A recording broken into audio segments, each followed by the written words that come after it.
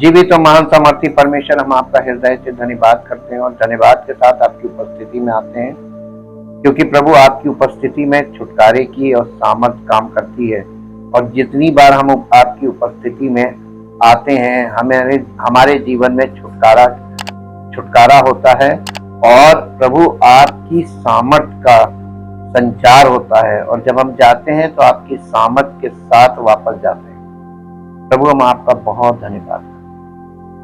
आपने हमारे लिए ऐसी व्यवस्था की है कि हम निर्बल होते हैं तो हम आपकी उपस्थिति में आते हैं, और आपकी उपस्थिति में आते हैं तो हम आपसे सामर्थ पाकर बलवान हो जाते हैं और अपनी तमाम कमजोरियों पर, अपनी तमाम बातों पर प्रभु जयवंत होने पाते हैं। हम हृदय से आपका धन्यवाद करते हैं आपकी जय देने वाली सामर्थ के लिए, और प्रभु आपके पवित्र वचनों के लिए जो हमारी बुद्धि को समझदारी से भर देते हैं, बुद्धिमानी से भर देते हैं, ताकि प्रभु आपके वचनों के द्वारा बुद्धि पाकर हमें ये मालूम होता है कि हमें परमेश्वर की इच्छा में क्या इच्छा को जानना है और क्या उसको नहीं पसंद है, क्या नहीं करना है, क्यों नहीं करना है, कैसे नहीं करना है। ये सब बातें हमको सीखने को मिलती है, और आपका वचन है जो हमें इन सब बातों में समझदार बनाता है, ताकि प्रभु हमारा जीवन आपके लिए, आपकी सामर्थ के द्वारा आपकी महिमा का कारण बने और हमारे जीवन से आपको ही महिमा मिले।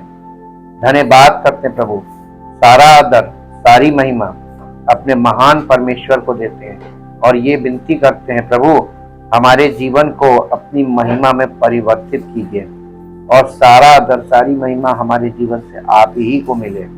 और जितने लोग आपके वचन पर ध्यान लगाते हैं, गंभीरता से आपके वचन को ग्रहण करते हैं, आपके वचन के प्रति गंभीर हैं, और जैसे हमें भूख लगती है, हम भोजन के लिए ललायित होते हैं, वैसे ही हमारी आत्मिक भोजन हमारा आपका वचन है। और जब कोई व्यक्ति वचन के लिए ललायित होता है, इसी से आप जान लेते हैं कि उसके जीवन में परमेश्वर आपकी सामर्थ्य सिद्ध होती है, और उसी का जीवन आपकी महिमा के योग्य बनता है।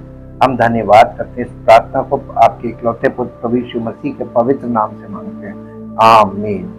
Praise the Lord. परमेश्वर का धन्यवाद हो।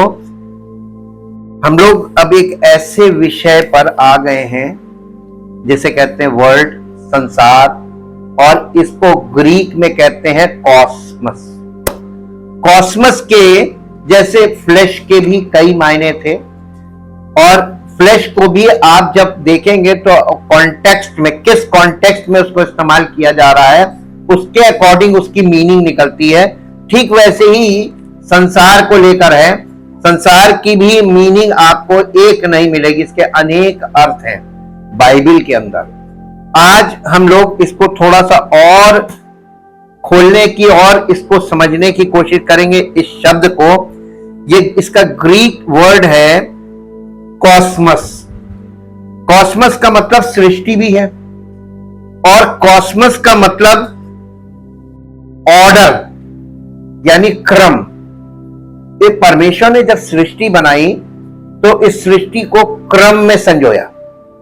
हर चीज का एक क्रम है, और वो क्रम में काम कर रही है। जैसे उसने दिन को सूरज और रात को चंद्रमा, और ये क्रम आज भी चल रहा है।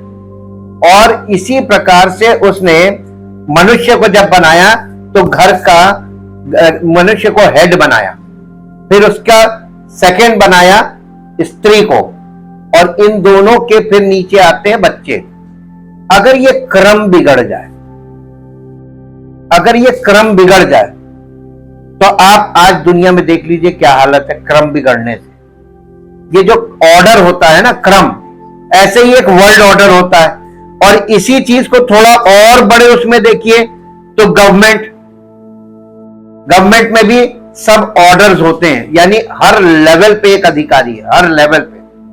और आप ये सोचिए कि नीचे वाला अधिकारी ऊपर वाले अधिकारी पे कार्रवाई नहीं कर सकता, ऊपर वाला अधिकारी नीचे वाले अधिकारी पे, यानी क्रम है ये गवर्नमेंट। तो दुनिया की जो गवर्नमेंट है वो भी कॉस्मस में ही आती है, उसका मतलब भी कॉस्मस है। ऑर्डर, क्रम का मतलब भी कॉस्मस है। अरेंजमेंट, व्यवस्था, इसका मतलब भी कॉस्मस है, इसको वर्ल्ड आप कह सकते हैं। कॉन्स्टिट्यूशन, पूरी दुनिया में जितने भी देश हैं, हर देश में सरकार है और हर देश का अपना एक संविधान है। वो संविधान भी कॉस्मस, वो भी वर्ल्ड है, उसको आप वर्ल्ड बोल सकते हैं।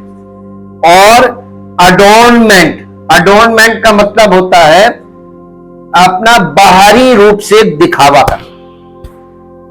आपके बाहरी रूप को देखकर कोई व्यक्ति आपकी पहचान करे तो अडोर्नमेंट का मतलब पहनावे के द्वारा आपकी पहचान। ये भी वर्ल्ड ही है, संसार, इसको वर्ल्ड कहते हैं। बोथ, ये इतने मीनिंग है, लेकिन इन मीनिंग में दो मीनिंग है, both in nature and in human behaviour. यानी चाहे सरकार हो, चाहे यानी दुनिया का क्रम हो, चाहे अरेंजमेंट यानी व्यवस्था हो, कॉन्स्टिट्यूशन हो, और या बाहरी प्रगटीकरण हो, ये सब चीजें यानी कि नेचर यानी स्वभाव में और ह्यूमन बिहेवियर और मनुष्य के व्यवहार से प्रकट होनी चाहिए। क्या हमारे देश में जो हमारा संविधान है उसी के अकॉर्डिंग तो व्यवहार प्रकट हो रहा है ना? और पूरी दुनिया में हर गवर्नमेंट में जो उनका संविधान है उसके अकॉर्डिंग जो वहां का व्यवहार प्रकट हो रहा है लोगों का राजनीति के द्वारा, कैसा प्रकट हो रहा है, अच्छा है कि बुरा है? परमेश्वर की योजना की, यानी ये कहा जा सकता है कि ये परमेश्वर के लोग हैं? नहीं, नहीं कहा जा सकता। तो दुनिया में ये जो लोग हैं ये किसके लोग हैं? यही तो कठिन होता हमें समझने का।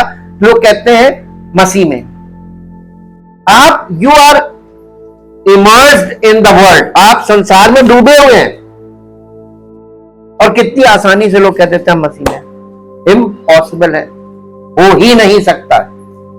यदि कोई मसीह में तो नई सृष्टि, इसका मतलब जो सांसारिक दृष्टिकोण आपका है वो खत्म हो जाना चाहिए, आपका 100% चेंज हो जाना चाहिए, नैतिक चेंज हो जाना चाहिए, आपके स्वाभाविक चेंज हो जाना चाहिए और आपका व्यवहार चेंज हो जाना चाहिए। ये है, और यही दुर्लभ है। ये हमारे करने से नहीं होगा, हमारी कोशिशों से नहीं होगा, हमारे चाहने से भी नहीं होगा। ये है परमेश्वर की सामर्थ्य के द्वारा होने वाला कार्य। वो करेगा तभी होगा। हमें क्या करना? समर्पण। और हम क्या नहीं करते हैं? समर्पण। पूर्ण समर्पण नहीं जब तक होगा तब तक वो होगा नहीं। और इसलिए परमेश्वर मौका दे रहा है। जब तक सेकंड कमिंग नहीं हो रही आपको मौका है। लेकिन ये याद रखना है कि एकदम से आप बच्चे का हाई स्कूल का बोर्ड एग्जामिनेशन हो या इंटर का बोर्ड एग्जामिनेशन हो और पूरे सेशन वो पढ़ाई ना करे और आखिरी महीने में जब एग्जामिनेशन की लिस्ट आ जाए, क्या तब वो पूरा कोर्स कंप्लीट कर लेगा? इसीलिए कहा जाता मसीही जीवन में छोटे छोटे कदम में बढ़ते रहो। तब तो तुम यानी उस समय कुछ कवर अप कर लोगे। थोड़ा सा काम को कवर अप किया जा सकता है, लेकिन पूरा कोर्स कभी भी कवर अप नहीं किया जा सकता है।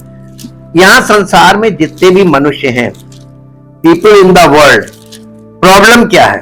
प्रॉब्लम में आपके साथ शेयर करेंगे और वो आपको मिलेगी। पहला पत्रस मेरे साथ निकालिए, पहला पत्रस और उसका पहला अध्याय और उसका 18 पद पढ़िए।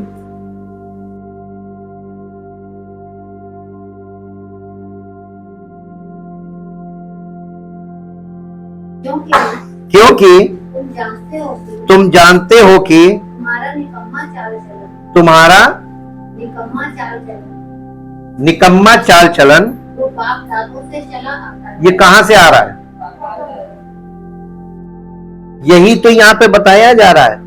संसारिक व्यक्ति के अंदर एक स्वभाव है और वो कहां से आ रहा है? ये परंपरा पूरी डीएनए में आपके ब्लड में आ रही है और ये आपका बेसिक नेचर है। तुम्हारा निकम्मा चाल चलन जो बाप दादों से चला आ रहा है उससे तुम्हारा छुटकारा चांदी सोने अर्थात नाशवान वस्तुओं के द्वारा नहीं हो ही नहीं सकता है। और इससे ऊपर 17वां पद पढ़ दीजिए, क्यों ऐसा कहा जा रहा है। और जबकि तुम हे पिता कहकर उससे प्रार्थना करते हो, जो बिना पक्षपात हर एक के काम के अनुसार न्याय करता है, तो अपने परदेशी होने का समय कैसे बिताओ। कहां? संसार में हो भय के साथ, के प्रभु का भय तुम्हारे अंदर है कि ये चीज प्रभु के अनुसार नहीं है, तो ये संसार में हम हैं, लेकिन हम संसार के नहीं, हम तो प्रभु के हैं। इतना भय आपके अंदर जब दिखने लगेगा तो आपके आसपास के लोग ये समझ जाएंगे कि ये बिल्कुल फर्क हो गया। लेकिन ये दुर्लभ चीज है, इतना आसान नहीं है। आपको वचन में बार बार बार बार ज्यादा समय वचन में, आप संसार में कितना समय व्यतीत कर रहे हैं? नहीं, संसार में काम तो सबको करना है। पौलुस ने भी काम किया, यीशु मसीह ने भी काम किया, काम सबने किया है संसार में, भोजन भी सबने किया है, आराम भी सबने किया है, लेकिन ज्यादा मन हर समय कहां लगा रहता? तो ये तो गलत है ना। परमेश्वर के वचन में ये एग्जाम्पल्स क्यों रखे गए? अगर वो लोग संसार में रहकर संसार के नहीं हुए, क्योंकि वो परमेश्वर के थे, उनको ये मालूम था कि ये हमारे लिए नहीं है, दुनियावी चीजें, इनमें पीछे हम भागेंगे नहीं, और ये चीजें हमारे पीछे आने लगेगी। और जो लोग इन चीजों के पीछे भागते हैं उनको कभी नहीं मिलते, और जो लोग प्रभु की शरण में चले जाते हैं, उसकी इच्छा योजना में चले जाते हैं, उनके पीछे सारी चीजें आने लगती हैं। यही अद्भुत चीज है। और ये आपका स्वभाव है जो मानता नहीं। आपका स्वभाव शारीरिक और सांसारिक है, तो आप सांसारिक बातों में बहुत ज्यादा, यानी आप इंट्यून्ड हैं, कहां क्या हो रहा है, क्यों हो रहा है, कैसे हो रहा है। ये संसार पृथ्वी को, यानी ये जो सृष्टि है कॉस्मस, पृथ्वी को कवर करता है, लेकिन पृथ्वी कॉस्मस के समान नहीं है। संसार का नेतृत्व शैतान द्वारा किया जाता है। दुनिया उन पुरुषों और महिलाओं, युवाओं और बच्चों के मामलों को व्यवस्थित रूप से निर्देशित करती है, जो अभी तक सक्रिय रूप से यीशु मसीह का अनुसरण नहीं कर रहे हैं, परंतु परमेश्वर ने जगत से इतना प्रेम किया कि अपना इकलौता पुत्र दिया। ये संसार में कानून है, लेकिन ये कानून जो काम करता है, ये कानून कैसे काम कर रहा है, आपको कानून से बहुत ज्यादा फायदा नहीं दिखता होगा, क्योंकि कानून का इंप्लीमेंटेशन सही तरीके से होता ही नहीं, करप्शन इतना है। तो संसार का जो पावर है, यानी लॉ है, वो लोगों पे उतना ज्यादा काम नहीं करता, और इसीलिए सांसारिक लोग जो हैं वो ये सोचते हैं कि अरे परमेश्वर कुछ नहीं करे। लेकिन परमेश्वर का कानून बहुत हार्ड है। वहां तो हाँ की हाँ, ना की ना है, और ये किया और तुरंत रिजल्ट।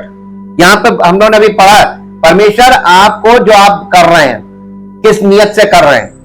संसार में लोग भलाई कर रहे हैं, पुण्य जिसको बोलते हैं।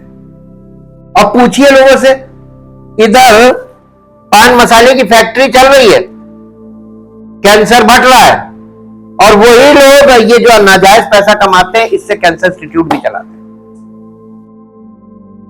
कैंसर को पैदा भी कर रहे हैं और कैंसर इंस्टीट्यूट भी चला रहे हैं। संसार ये कर रहा है। इसीलिए जो सांसारिक व्यक्ति है, जब वो मसीह में आता है ना, तो वो इस वाले स्वभाव में यहां आकर वही गलती करने लगता है, क्या कुछ होगा नहीं।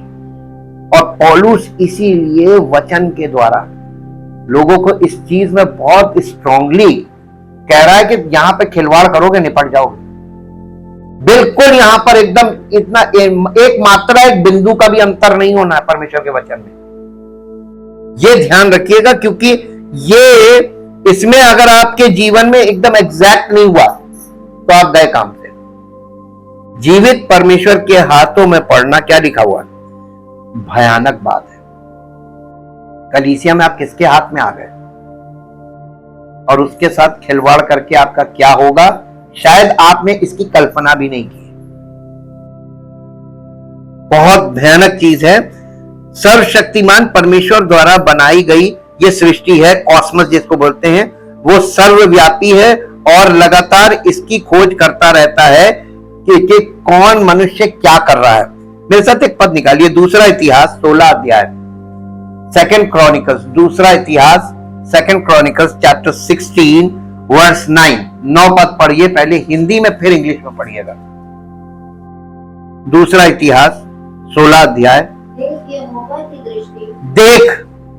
देखिए देख को इंग्लिश में लिखा होगा बीहोल्ड, बीहोल्ड यानी देखो, ध्यान से देखो। बीहोल्ड का मतलब होता है ध्यान दे, यानी किसी चीज पर ध्यान आकर्षित किया जा रहा है। जब आप एयरपोर्ट पर या रेलवे स्टेशन पर पहुंचते हैं तो वहां पे कहते हैं may I have your attention please, कृपया ध्यान दे। तब गाड़ी का अनाउंसमेंट किया जाता है, तो वो जो कृपया ध्यान दें उसी को बीहोल्ड बोला जाता है, सिंगल वर्ड में। बीहोल्ड यानी देख। जी, यहोवा की दृष्टि सारी पृथ्वी पर, पूरे वर्ल्ड में इसलिए फिरती रहती है कि जिनका मन परमेश्वर की ओर निष्कपट रहता है, उनकी सहायता में वो अपनी सामर्थ दिखाए। परमेश्वर अपनी सामर्थ स्वयं दिखाएगा, और परमेश्वर की दृष्टि आपके हृदय पर रहती है, और हृदय में क्या चलता रहता है। स्वार्थ अगर यहां पर है, लालच यहां पर है हृदय में, परमेश्वर कभी आपको कुछ नहीं करेगा।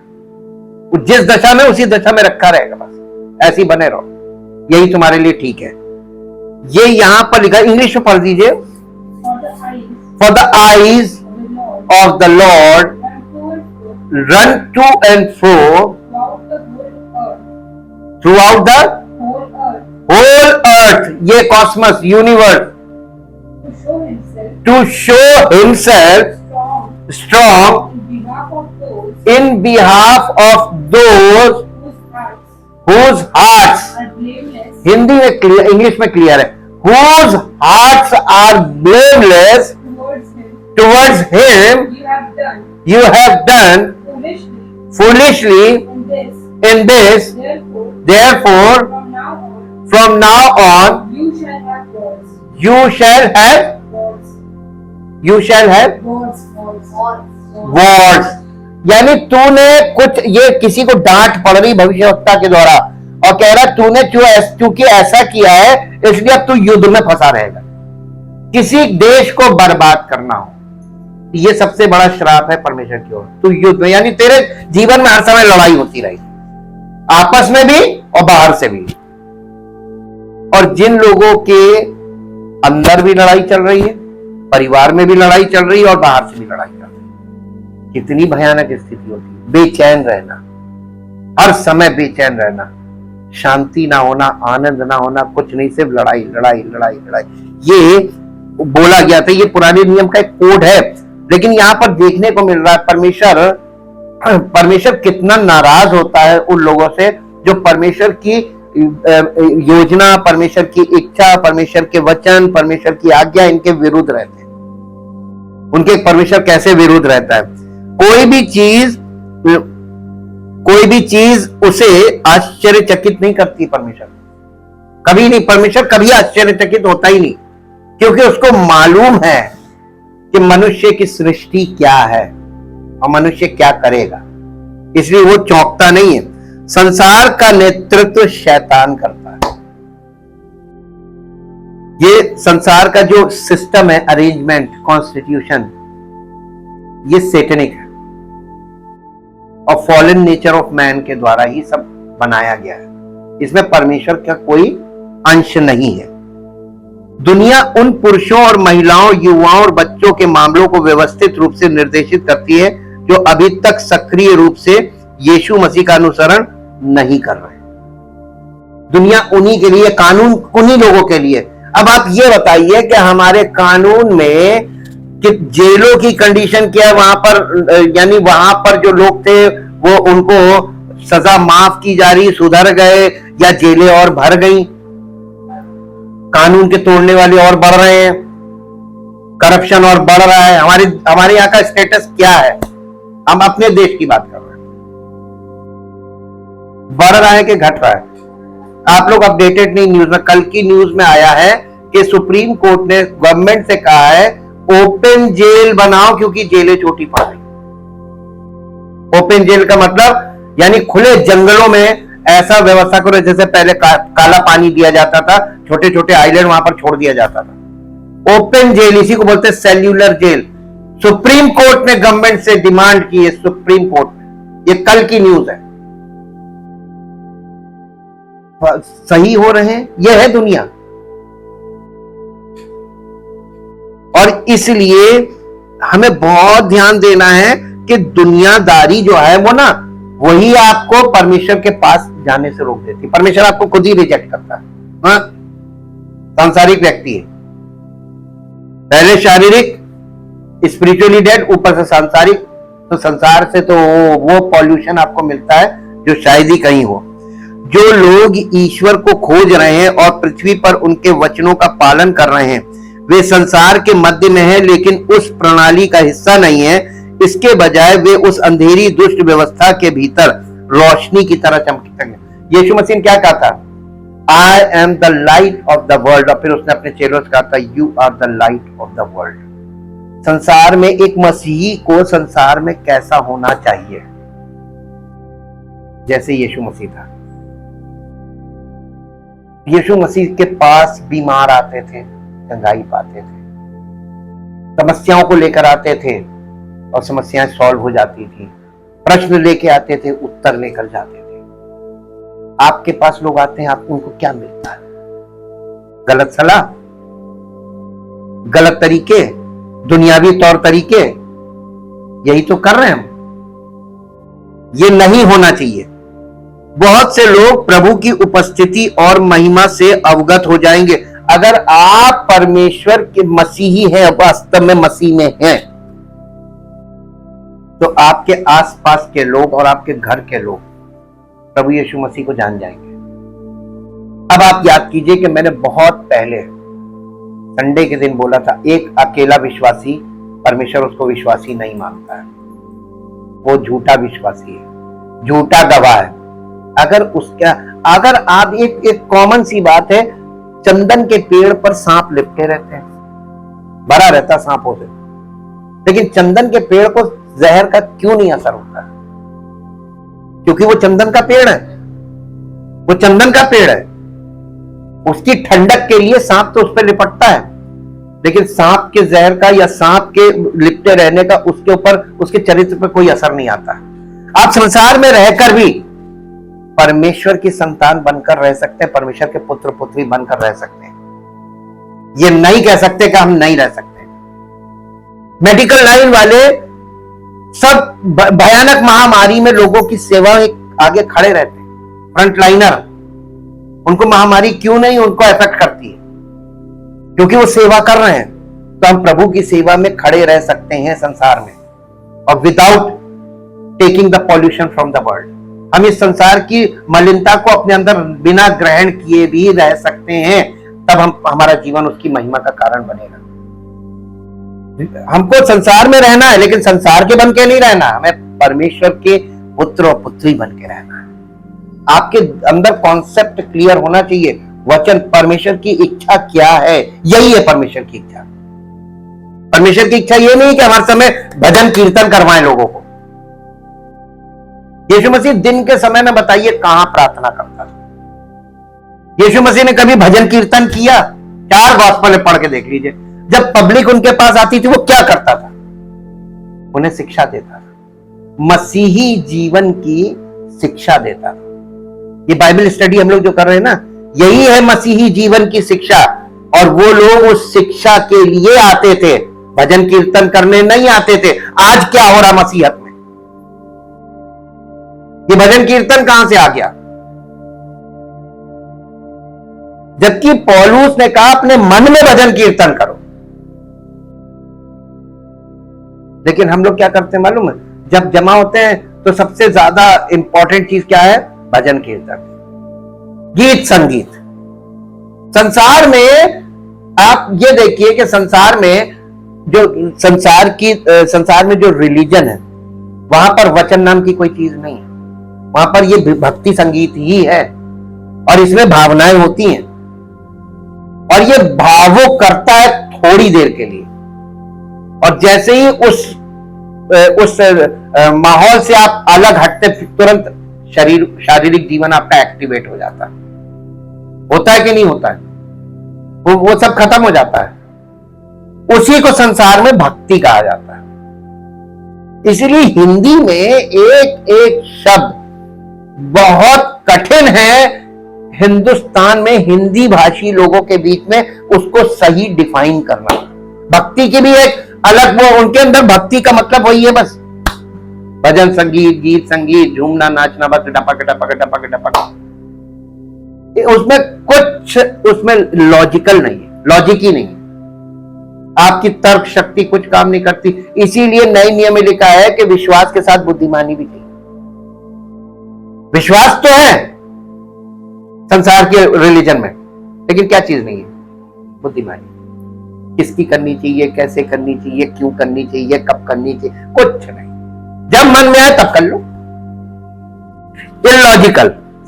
बहुत से लोग प्रभु की उपस्थिति और महिमा से अवगत हो जाएंगे अगर आप मसीह में हैं तो, और आपके साथ एक आप अकेले नहीं आएंगे, आपके साथ 2 लोग जरूर आएंगे, कम से कम मिनिमम 2।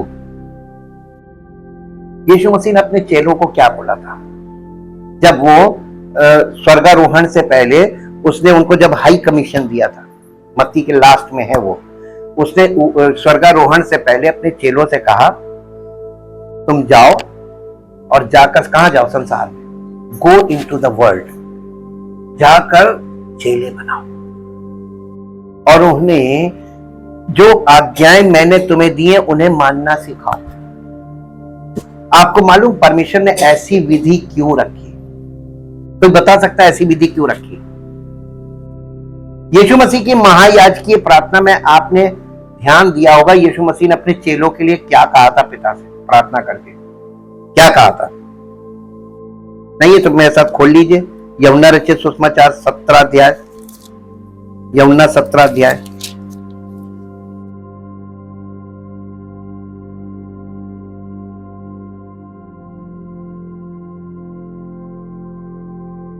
और इसका 14 पद पढ़िए।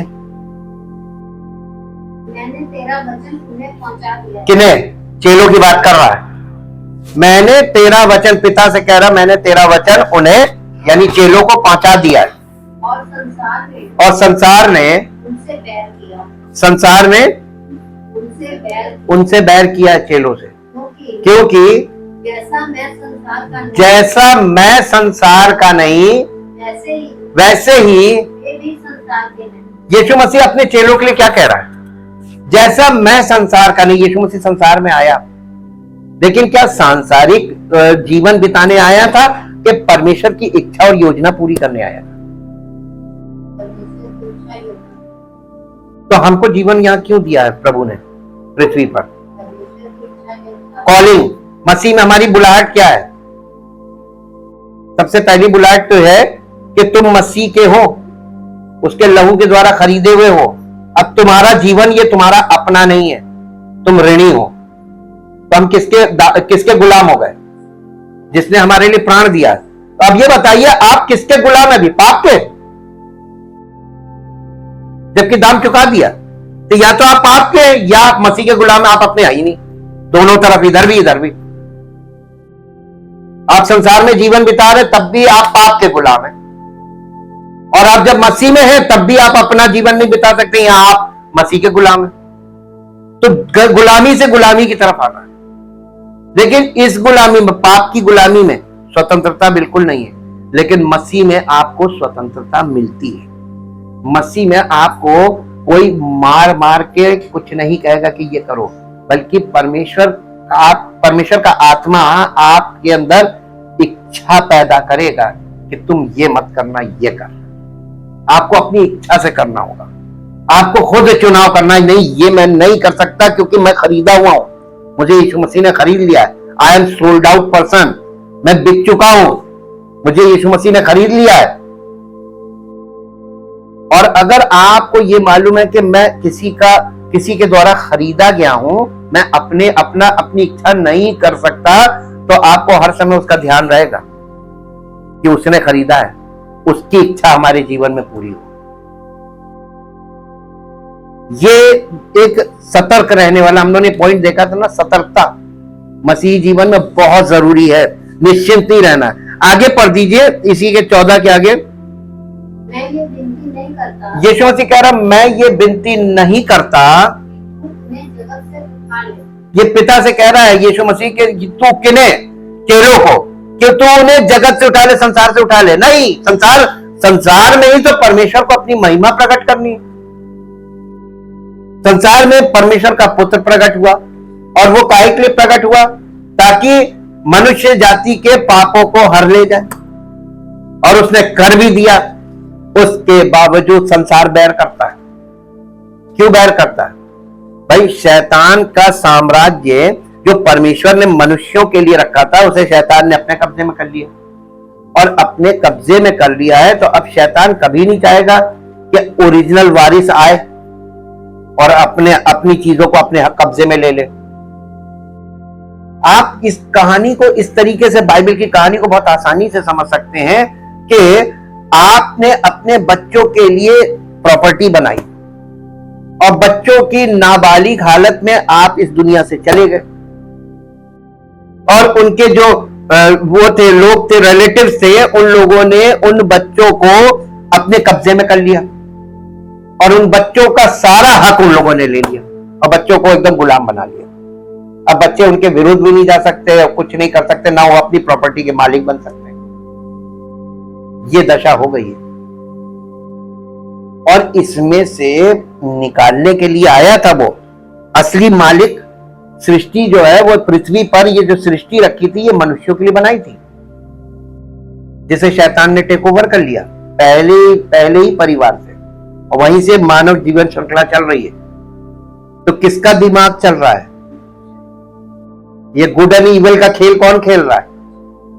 देखिए, संसार में गुड एंड इविल चल रहा है, लेकिन परमेश्वर के यहां ट्रुथ चल रहा है, सत्य। संसार में सत्य है नहीं, अर्ध सत्य है। संसार में जो सत्य आपको मिलेगा वो अर्ध सत्य, आधा सत्य। शैतान ने स्त्री को आधा सच बताया था, पूरा सच नहीं बताया था, और पूर्ण सत्य जो है वो प्रभु यीशु मसीह के द्वारा। 15 पद, मैं ये विनती नहीं करता कि तू उन्हें जगत से उठा ले, परंतु ये कि तू उन्हें, हमारे चेलों को, उन्हें उस दुष्ट, कौन? शैतान से। वो कहां है? संसार में। संसार का सरदार कौन है?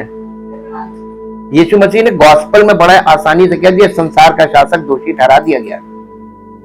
क्रूसीफिक्शन के द्वारा उसने उसको दोषी ठहराया, और उसने कहा कि तू उन्हें उस दुष्ट से बचाए रख, जैसे मैं संसार का नहीं, वैसे ही वे भी संसार के नहीं। फिर रिपीट कर रहा है इसी बात को, सत्य के द्वारा उन्हें पवित्र कर।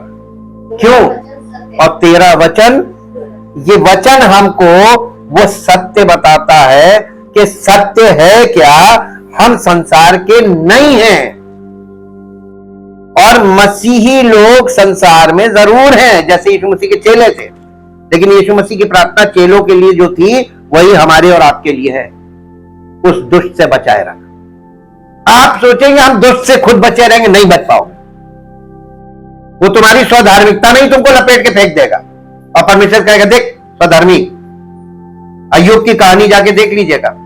अय्यूब एक स्वधर्मी व्यक्ति था, सेल्फ राइचियस पर्सन, और शैतान ने उसको उसकी धार्मिकता में ही फंसा कर फेंक दिया था, और परमेश्वर ने उसको इस बात का सबक सिखाया कि अपनी धार्मिकता पे घमंड मत करना, तू शैतान से जीत नहीं पाएगा। बाइबल के अंदर वो फिलोसफिकल बुक है। इस संसार की फिलॉसफी जो है, उसमें मीठी मीठी बातें वो सुनने में बहुत अच्छी लगेंगी, लेकिन वो आपके जीवन में लागू नहीं हो सकती। क्यों? क्योंकि पवित्र आत्मा नहीं है वहां। यहां पर पिता, पुत्र, पवित्र आत्मा, 3 व्यक्ति काम कर रहे हैं। पिता का प्रेम, प्रभु यीशु मसीह का अनुग्रह और पवित्र आत्मा की उपस्थिति और सहभागिता, तब उद्धार का काम होता है। कलीसिया में ये तीनों की उपस्थिति के कारण काम होता है। यही चीज आप चेंज करके कहीं पर भी 4 लोग जमा हो गए, आप उसको कलीसिया नहीं बोल सकते। Church is already ordained from heaven, ये स्वर्ग की ओर से निर्धारित किया जाता है। व्यवस्था में लिखा है कि जो स्थान परमेश्वर यहोवा चुन ले उसी जगह पर जाना। ये नहीं कि संसार में लोगों ने अपने अपने बना दिए हैं, आप कहीं पर भी चले जाओ। यहां पर भी शायद संसार जो है, संसार का आत्मा आपको भ्रमित करता है, नहीं। इसलिए ध्यान देने वाली बात है, बहुत से लोग प्रभु की उपस्थिति और महिमा से अवगत हो जाएंगे। हबक्कुक की पुस्तक निकालिए, हबक्कुक माइनर प्रॉफिट है और उसका 2 अध्याय, हबक्कुक उसका 2 अध्याय उसका 14 पद पढ़िए। हबक्कुक 2 अध्याय और उसका 14 पद। क्योंकि पृथ्वी यहोवा की महिमा के ज्ञान से ऐसी भर जाएगी जैसे समुद्र जल से भर जाता। कब? Second coming of Jesus. नई सृष्टि की जो बात की गई ना, ये दुनिया हमारी मिटेगी, एक नई दुनिया बनेगी। वो जो दुनिया आने वाली दुनिया, उसके विषय में ये भविष्यवाणी है। ये सृष्टि जो है, ये पृथ्वी परमेश्वर के ज्ञान से ऐसी भर जाएगी जैसे जल समुद्र से भरा हुआ। लेकिन वो जनरेशन कौन सी होगी? Born again generation, born again लोगों के संतान है। इसलिए आप अगर बॉर्न अगेन हुए तो आपके बच्चे बॉर्न अगेन होंगे, उनके बच्चे बॉर्न अगेन। ये नई न्यू क्रिएशन वाली जो जनरेशन होगी, उस समय ऐसा हो जाएगा। ये परमेश्वर की योजना अभी जो चालू है कलीसिया के द्वारा, इसके द्वारा नई सृष्टि। इसीलिए यीशु मसीह ने कहा था इस लोक में और आने वाले युग, इस युग में। ये युग जो है, ये खत्म होते होते इस युग के जो पुराने ओल्ड नेचर वाले जितने, सब खत्म हो जाएंगे। इसलिए ये युग अभी इतना लंबा जाएगा कि इसमें सबको समेट ले जाएगा। ऐसी ऐसी महामारियां आ रही है, इंतजार कीजिए, बॉर्न अगेन बचेंगे। अब आप इसमें हिकमत नहीं लगा सकते, बुद्धि नहीं लगा सकते, साइंटिस्ट बुद्धि नहीं लगा पाएंगे। पूछिए क्यों? मूसा के समय में ऐसी कौन सी महामारी थी, इसकी बड़ी पड़ताल की गई, आज तक पता नहीं चला, जिसमें पैलौठे मरे। राजा से लेकर जानवर तक के सबके पैलौठे मरे थे। ऐसी कौन सी महामारी जो सिर्फ पैलौठों को मार रही? पता लगा पाए? कोई नहीं लगा पाया। तो परमेश्वर अंत के दिनों में ऐसी महामारियां लाएगा जिसका पता ही नहीं लगा पाओगे क्यों हो रहा है, और इसमें न्यू क्रिएशन बच जाएंगे। और देखिए 10 महामारियां पड़ी थी मूसा के टाइम में, और मिस्र में इजरायली लोग रहते थे। क्या सीखने को मिलता है आपको? जैसे कलीसिया संसार में, मिस्र में इजरायली, जैसे कलीसिया संसार में। तो वो महामारियों का असर इजरायलियों पर क्यों नहीं होता था, मिस्रियों पर ही क्यों होता था? विज्ञान इस बात का पता आज तक नहीं लगा पाया। क्यों नहीं लगा पाया? हम लोगों ने कल सुना था ना, इस संसार का ज्ञान जो है वो परमेश्वर के आगे मूर्खता है। कितनी चौथाई बुद्धि में तुम परमेश्वर से कर ले रहे हो, कर रहे हो, फेल हो जाएगा सब। संसार भर के राष्ट्रों के लोग उसकी आराधना करने लगे। सफन्या की पुस्तक निकालिए, सफन्या अध्याय 2, इसका भी अध्याय 2 और 11 पद। सफन्या अध्याय 2 उसका 11 पद। यहोवा उनको डरावना दिखाई देगा संसार में जी, और पृथ्वी भर के देवताओं को भूखों मार डालेगा, और जाति जाति के सब द्वीपों के निवासी अपने अपने स्थान से उसको दंडवत करेंगे। यहोवा को इतना भयानक रूप ले रहा है वो, धीरे धीरे धीरे धीरे धीरे। ये जो आपको सब टेढ़ी चाल दिख रही, मौसम की टेढ़ी चाल, समस्याएं, बीमारियां, महामारियां और युद्ध, ये सब चीजें क्या है? ये परमेश्वर की टेढ़ी चाल शुरू हो गई है, और इसके भी चरण चलेंगे। हर चरण में जो नहीं मानेगा वो निपटता जाएगा, वो दिन आएगा जब प्रभु जगत का न्याय करेंगे। उबद्या की पुस्तक, उबद्या उसका पहला अध्याय, उबद्या उसका पहला अध्याय और उसका 15 पद। उबद्या की पुस्तक, ये सब प्रॉफिट्स की है, माइनर प्रॉफिट्स कहते हैं इनको। उबद्या की पुस्तक पहला अध्याय उसका 15 पद। थोड़ा कठिनाई से मिलती है उबद्या की पुस्तक, मिली?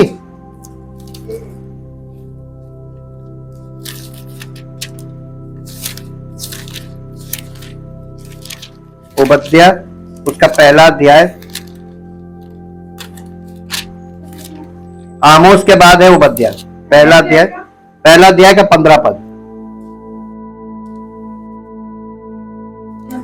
क्योंकि सारी जातियों पर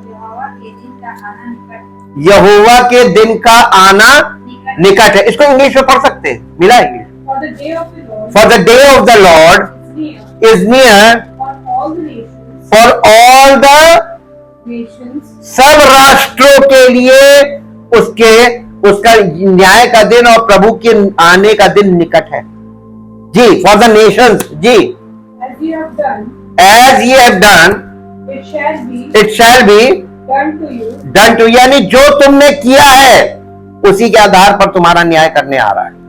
Your dealings will return upon your own। यानी जो तुमने किया है, जो अपना बोया है, वो तुम तो उसी को वही काटोगे। वो समय आ रहा है।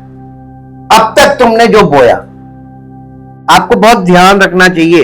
बोते समय आंसू निकलना अच्छी बात है। आजकल के लोग बोना नहीं चाहते हैं।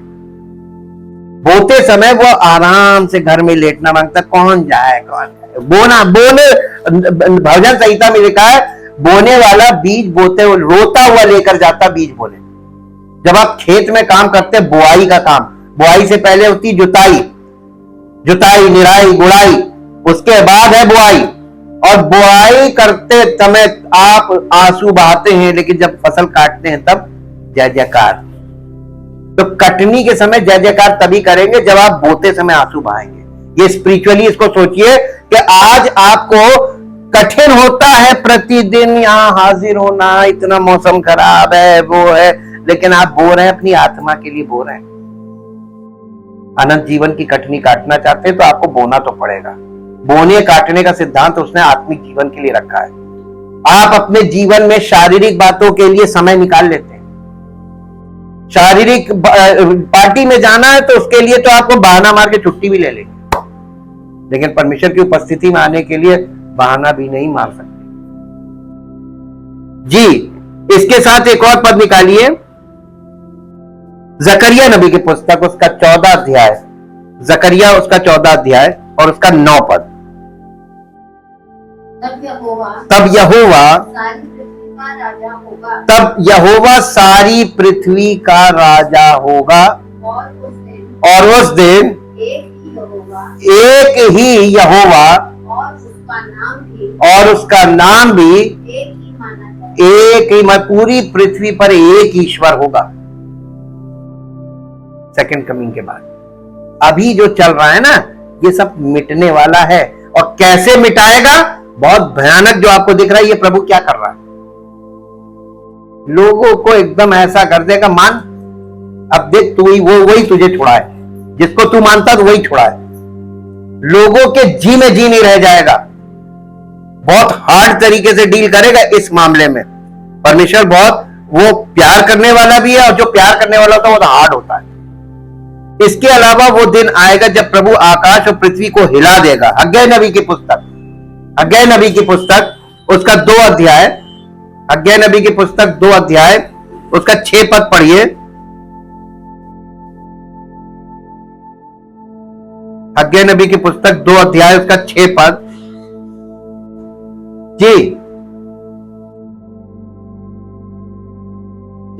क्योंकि सेनाओं के यहोवा सेनाओं का यहोवा यूं कहता है, अब थोड़ी ही देर बाकी है मैं आकाश और पृथ्वी और समुद्र और स्थल कंपित करूंगा, यानी कांप, या ये किस चीज को बता रहा है? भूकंप। इस समय भूकंप कितनी तेजी में आ रहे हैं जी। 2 अध्याय का 21 पद, 21 वर्ष। यहूदा के अधिपति जरुब्बाबेल से यूं कहे, मैं आकाश और पृथ्वी दोनों को कंपाऊंगा और मैं राज्य की गद्दी को भी उलट दूंगा। देखिए संसार में पॉलिटिकल अनरेस्ट कितनी जोरों से चल रहा हर कंट्री में जी। मैं अन्य जातियों के राज्य का बल तोड़ूंगा और रथों को सवारों समेत उलट दूंगा। फिरौन की सेना के साथ जो किया था वही करूंगा, और घोड़ों समेत सवार एक दूसरे की तलवार, यानी ये लड़ाई दिखा रहा है युद्ध को। घोड़े पे तलवार, ये युद्ध का चिन्ह है, एक दूसरे से यानी आपस में लड़ेंगे। और इसके बाद लिखा है और उन्हें आग से जला दूंगा। दूसरा पत्रस 3 अध्याय 7 पद, दूसरा पत्रस 3 अध्याय उसका 7 पद, 3 अध्याय 7 पद। इस दुनिया के साथ परमेश्वर कैसे निपटने जा रहा है? पर वर्तमान काल के आकाश और पृथ्वी उसी वचन के द्वारा इसलिए रखे गए हैं कि जलाए जाएं, और वे भक्तिहीन मनुष्यों के न्याय और नष्ट होने के दिन तक ऐसे ही रखे रहेंगे, और ये आग से नष्ट होगा। अब देखिए पहली बार में पानी से पृथ्वी को जल प्रलय आया था नूह के टाइम में। फिर लूत के टाइम में क्या हुआ था? आग और गंधक से।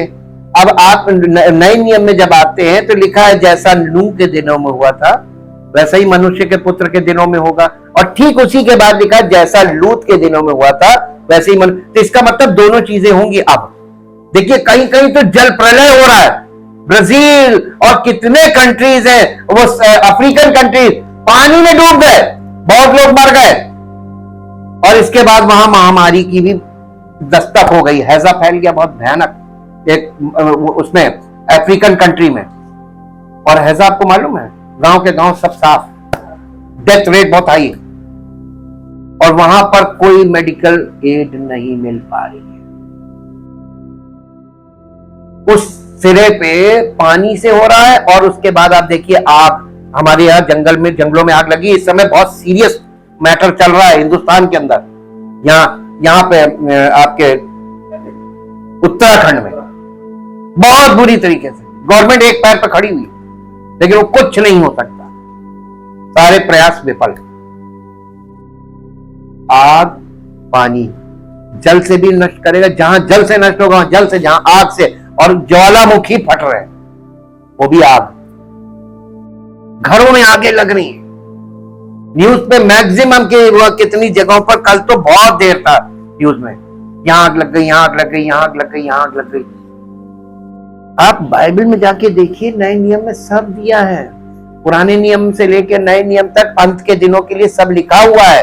आप कहां बैठे हुए हैं, किस युग में आप हैं, और आप आज किसके अनुसार जीवन व्यतीत कर रहे हैं। थोड़ा समय बाकी है, या तो इस पार हो लो और या तैयारी कर लो, क्योंकि समय कठिन होता जाएगा। अब इसके साथ एक और पद निकाल लीजिए, फिर वो अपने अनुयायियों को अंत काल तक आनंद लेने के लिए नया आकाश और नई पृथ्वी प्रदान करेगा। प्रकाशित वाक्य 21 अध्याय का पहला पद, प्रकाशित वाक्य, फिर मैंने नए आकाश और नई पृथ्वी को देखा, क्योंकि पहला आकाश और पहली पृथ्वी, ये कॉस्मस, ये भी वर्ल्ड, संसार, ये इसको बोला जा रहा है। ग्रीक से हम लोग निकाल के आ रहे हैं, तब हम देख रहे हैं कि वो जो पुरानी ओल्ड सृष्टि, और नई सृष्टि। जब तक आप नई सृष्टि नहीं होंगे, आप नए आकाश नई पृथ्वी वाली सृष्टि में प्रवेश नहीं पाएंगे। और ये बात यीशु मसीह ने पहले ही बोल दी थी, इस युग में और आने वाले युग में तुम्हारे लिए जीवन होगा।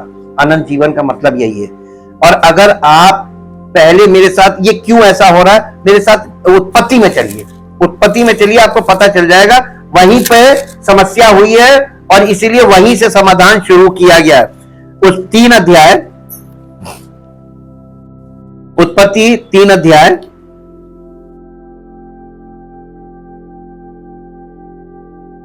और उसका 17 पद पढ़ दीजिए। 3 अध्याय का 17 पद। और आदम ने उससे कहा, नहीं, ये तो ये, और आदम से उसने कहा, तूने जो अपनी पत्नी की बात सुनी और जिस वृक्ष के फल के विषय में मैंने तुझे आज्ञा दी थी कि तू उसे ना खाना, उसको तूने खाया है, इसलिए सबसे पहली चीज क्या बोली थी? ये सृष्टि श्रापित हो गई, ये सृष्टि श्रापित है। अब ये सृष्टि जो है, परमेश्वर इस सृष्टि को मिटा क्यों रहा है? क्योंकि श्रापित है।